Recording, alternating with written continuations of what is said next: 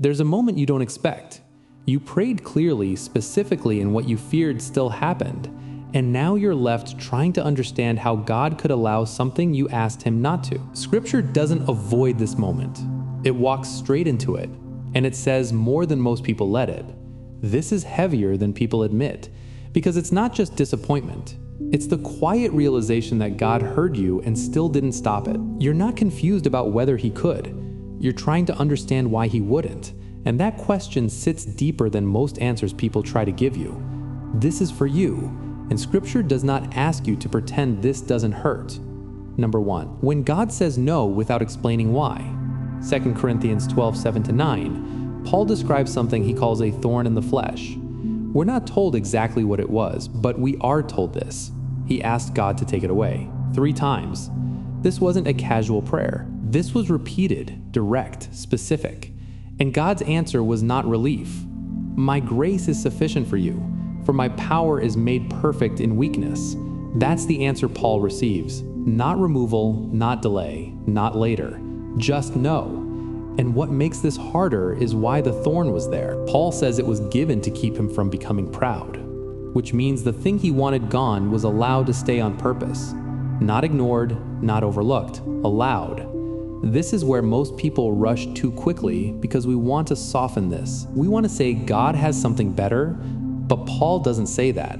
He says the pain stayed, and God chose not to remove it. What changed was not the situation. It was what God was doing within it. And that doesn't make it easier to accept, but it makes it honest. Number 2, when God allows what you never imagined he would.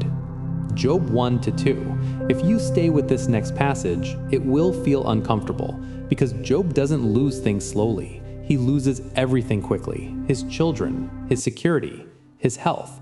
And the part most people struggle with is this: God was aware of all of it. Even more than that, the text shows that nothing happened outside of his allowance. That's hard to sit with, because Job never prayed for this. He never asked for testing. But what unfolds is a life where loss is not random. It's not chaos slipping through God's hands. It is suffering that exists within his awareness and within his permission. And Job's response is not clean or composed.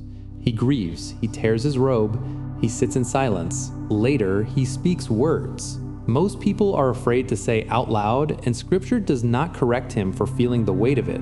That matters, because it means your reaction to what God allowed is not something you have to hide from him. The pain is not treated as a lack of faith. It is treated as something real.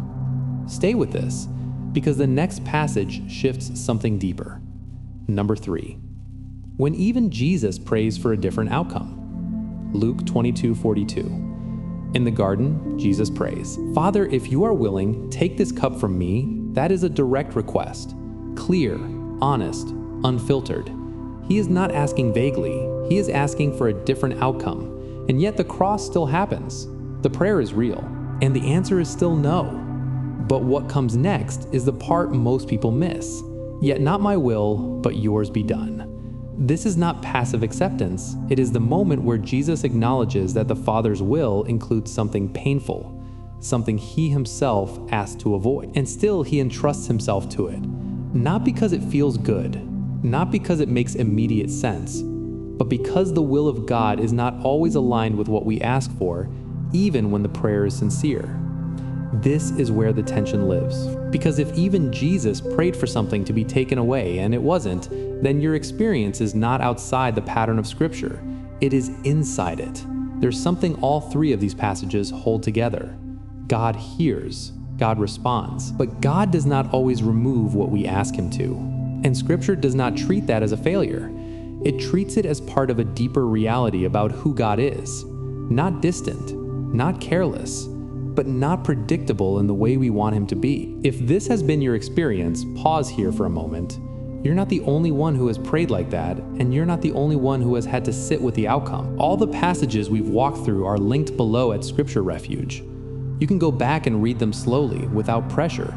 What Scripture ultimately shows is not that everything will turn out the way you hoped. It shows that God's presence does not depend on the outcome changing. Paul still had the thorn, Job still sat in loss, Jesus still went to the cross, and yet none of them were abandoned. That doesn't answer every question, It doesn't remove the weight of what you're carrying. But it does say this: the place where God did not intervene the way you asked is not a place where he stopped being present. And if you're still trying to understand that, that makes sense, because Scripture doesn't rush you past that moment either.